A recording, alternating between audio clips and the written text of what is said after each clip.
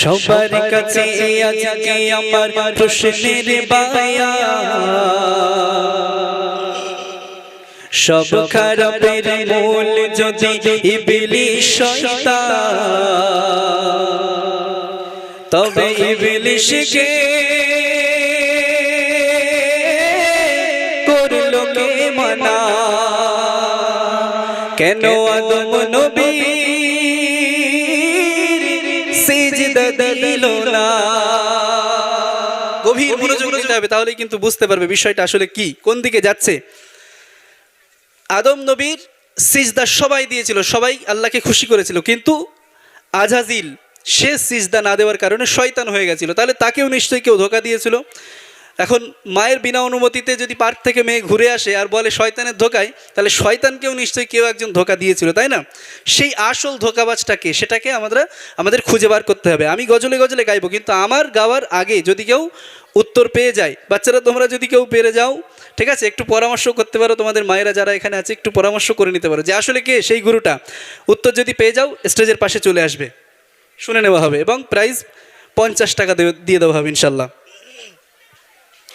সবার কাছে আজকে আমার প্রশ্নের বায়ান, সব খারাপের মূল যদি ইবলিশ শয়তান। সবার কাছে আজকে আমার প্রশ্নের বায়ান, সব খারাপের মূল যদি ইবলিশ শয়তান, তবে ইবলিশকে করলো কে মানা? কেন আদম নবীর সিজদা দিল না?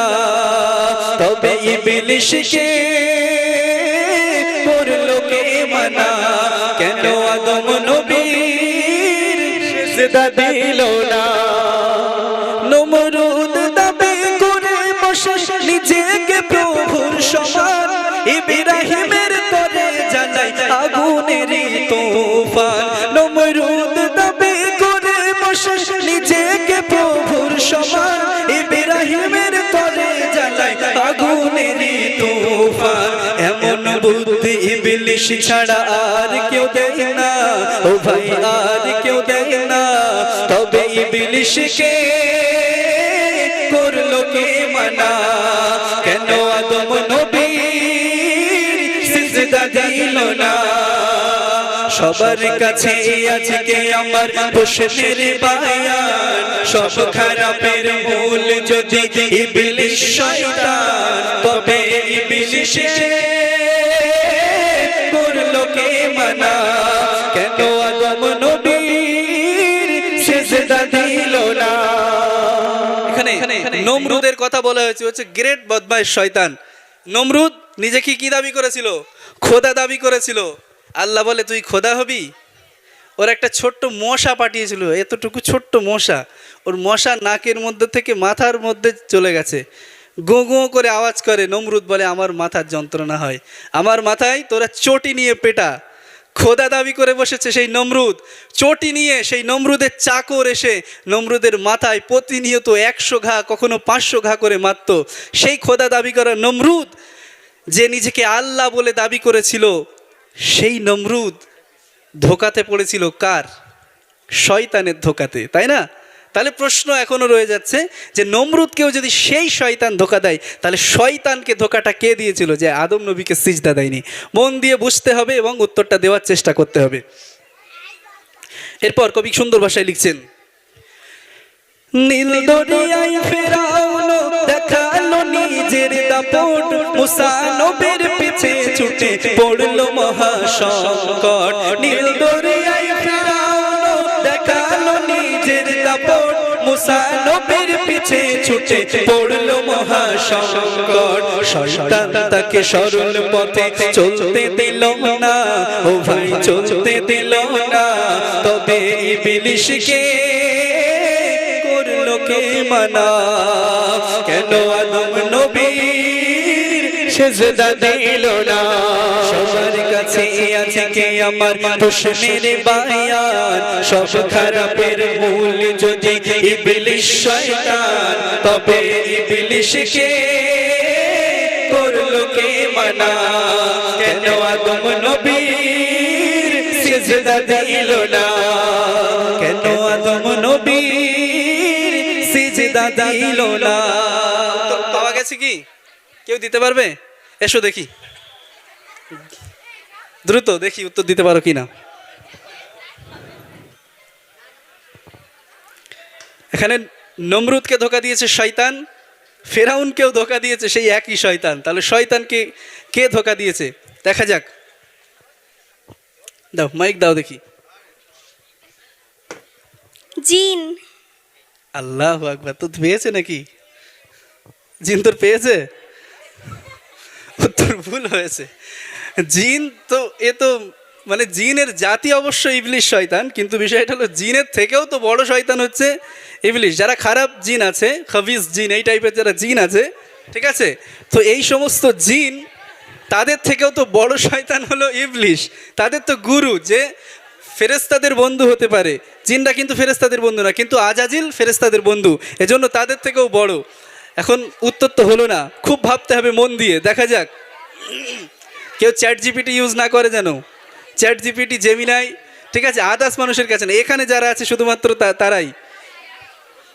তো চলো নেক্সট কি বলছে। সাদ্দাত যে জন্ম হওয়ার পরে অনেক কষ্ট পেয়েছিল এবং পরবর্তীতে সে বড় হয়ে কি তৈরি করেছিল? একটি জান্নাত তৈরি করেছিল। সেই জান্নাতে ঢোকার আগে আজরাইল আলাইহিস সালাম এসে বলে, সাদ্দাত তোমার এই জান্নাতে যাওয়া হবে না, কচি চলো চলো তুমি আমার সাথে বড় জান্নাতে চলো, তোমার ভাই যে ধোকা দিয়েছে শয়তান তার সাথে থাকবে জাহান্নামের মধ্যে। তো সেই সাদ্দাতের বিষয়ে কবি কি লিখছে দেখুন।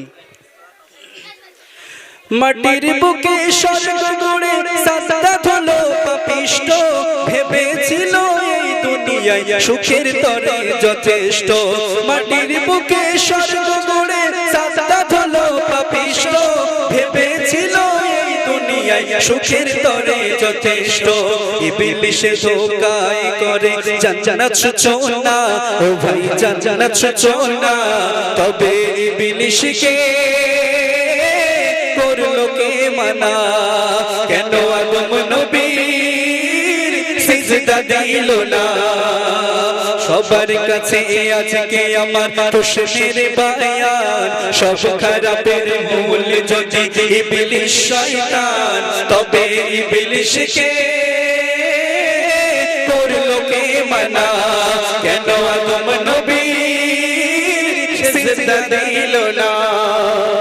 উত্তর মিলেছে, এর পরের পরেতে কিন্তু উত্তর দিয়ে দেবো। তার আগে যদি দিতে পারে কেউ 50 টাকা পুরস্কার। কেউ আছো কি? সুযোগ নিয়ে দেখতে পারো। কে এসো দেখি, কে কে উত্তর দেবে? এসো এসো, দাও মাইক দাও।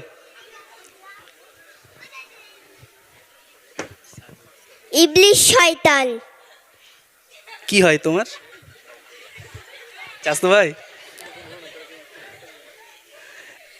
ইবলিশ শয়তানকেই কে ধোকা দিয়েছিল? আচ্ছা, ছোট মানুষ এই পর্যন্ত এসেছে, এটাই আমাদের জন্য অনেক। যাই হোক, আমাদের মানে ঘরের সন্তানেরা এই গজল মাহফিল দিয়ে কী লাভ হয় এখানেই বোঝা যায় যে আমাদের সন্তানেরা ইসলামের দিকে আকৃষ্ট হয়ে তারা উত্তর দেওয়ার চেষ্টা করে বিভিন্ন ইসলামিক কুইজে। দাও পরের জনকে দাও দেখি, উত্তর দিতে পারলে সেই হবে আজকে। মানুষ ইবলিশকে ধোকা দিয়েছিল। মানুষ কে ধোকা দিয়েছে? কোন মানুষ? নাম বলতে পারবে? মানুষের সে ক্ষমতা নেই। হালিম ভাই বলতে পারবে কি ইবলিশকে কে ধোকা দিয়েছিল? ইসরাইল। হালিম ভাই বলে আমি ধোকা দিয়েছিলাম। ওর ধরে প্যাকিং করে পাঠিয়ে দাও তো কোথাও। কি বলো? ইসরাইল। ইসরাইল সে কে?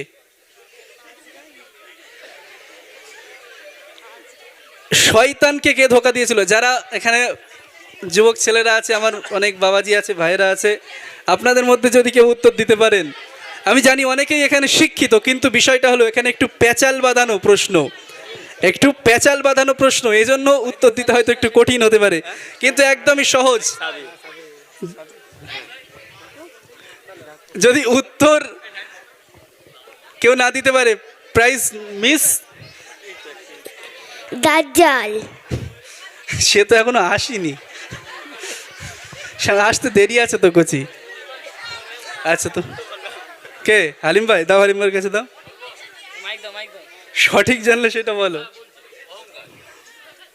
স্টপ, এখনো কেউ শুনতে পাইনি। স্টপ। ও হচ্ছে আমাদের লোক, ঠিক আছে, ও জানে। আমরা ওর পড়িয়ে ফেলেছি। এখন বাচ্চা কাচ্চারা যারা শুনতে পায়নি বলতে পারবে কি? আমি বলে দেবো? ঠিক আছে, তাহলে আমি বলে দিই, প্রাইজ মিস। চলো মন দিয়ে শুনতে হবে। আমরা প্রথম থেকে আবার একটু গেয়ে আসি ছোট্ট করে। সবার কাছে আজকে আমার প্রশ্নের বায়ান, সব খারাপের মূল যদি ইবলিশ শয়তান। সবার কাছে আজকে আমার প্রশ্নের বায়ান, সব খারাপের মূল যদি ইবলিশ শয়তান। তবে ইবলিশকে করলো কে মানা? কেন আদম নবী সিজদা দিল না? কেন আদম নবী সিজদা দিল না? এরপর অত্যন্ত মন দিয়ে উত্তরটা শুনে নিতে হবে। আমাদের অনেক শেখার আছে, পরবর্তী সময়ে প্রয়োজন লাগবে। ঠিক আছে, পরবর্তী সময়ে প্রয়োজন লাগবে। মন দিয়ে রেডি তো নাকি? উত্তর দিয়ে দিই তাহলে। চলো শুনে নাও। আসলে শয়তান নিজের ভেতর করছে সব ইচ্ছার কার। ইবলিশের গুরু সেজে তার নামে তো অহংকার। বোঝা গেছে বিষয়টা? আমরা সকলে গাছে বাতাসে আকাশে পাতালে পাহাড়ে উত্তর খুঁজতে ব্যস্ত ছিলাম, কিন্তু উত্তর তো ছিল আমাদের অন্তরের মধ্যে, নাকি? আমাদের নিজেদের কাছে ছিল। আমরা পৌঁছে গেছি দিল্লি, মুম্বাই, কলকাতা, চেন্নাই থেকে ঘুরে এসেছি, উত্তর পাইনি। উত্তর কোথায় ছিল? নিজের বাড়িতেই। তাহলে উত্তরটা কি মনে থাকবে এখন থেকে? আবার শুনে নাও ইনশাআল্লাহ গজলের মাধ্যমে। আসলে শয়তান নিজের ভেতর করছে সব ইচ্ছার কার। ইবলিশের গুরু সেজে তার নামই তো অহংকার। আসলে শয়তান নিজের ভেতর করছে সব ইচ্ছার কার। ইবলিশের গুরু সেজে তার নামই তো অহংকার। তাই নিজের মনকে মানাও আগে, কারো দোষ দিও না ও ভাই, দোষ দিও না। তাই মন জুড়ালো বলে শোনো না, নিজের মনকে মানাও আগে, কারো দোষ দিও না ও ভাই, দোষ দিও না। তাই মন জুড়ালো বলে শোনো না, নিচে অহংকারের বড়াই করো না। সবার কাছে আজকে আমার প্রশ্নের বায়ান, সব খারাপের মূল যদি ইবলিশ শয়তান। তবে ইবলিশকে করলো কে মানা? কেন আদম নবী সিজদা দিল না? কেন আদম নবী সিজদা দিল না? নারে তাকবীর।